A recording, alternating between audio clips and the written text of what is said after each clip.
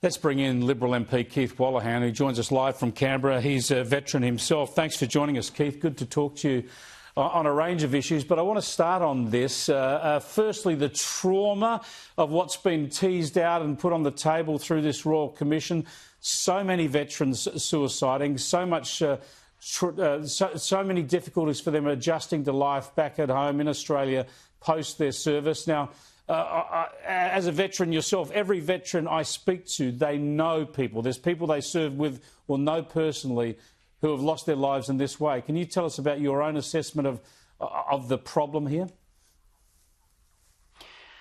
They do. And for many of us who've been veterans, we consider ourselves fortunate when we sort of get on with life and we have children and jobs, and sometimes we don't look in the rearview mirror. And I sat in the chamber today when the Defence Minister tabled the report, and he acknowledged a mother in the chamber whose son, Dave, was killed and prompted this Royal Commission.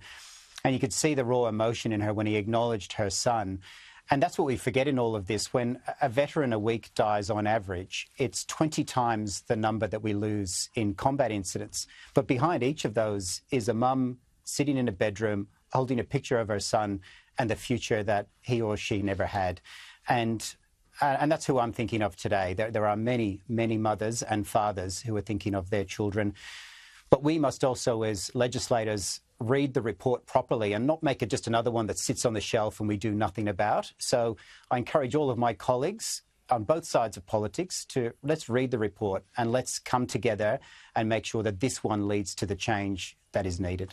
Yeah, there's a lot to be picking through, a lot of detail to discuss, so I won't try and pretend we have all the solutions now, but there's a pretty clear recommendation that the Veterans Affairs Department just isn't working, and you might need a new body, essentially start from scratch, to help veterans readjust to civilian life. What are your thoughts on that?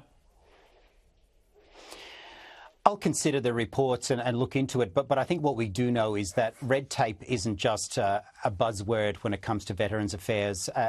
I've spoken to other veteran friends of mine about how they process their claims, and I'm a lawyer by background. I went on to be a barrister. I found it really confusing to get my head around it. Now, things have moved on. We have a new act, and I think we have a new renewed sense of purpose, to be fair to the DVA. So I think there's a lot of good work that is being done to make sure that we reduce that red tape and that people who need help get it in a timely way. And again, let's see if we can acknowledge that some good steps have been done, but also where we can do better, then we must do better.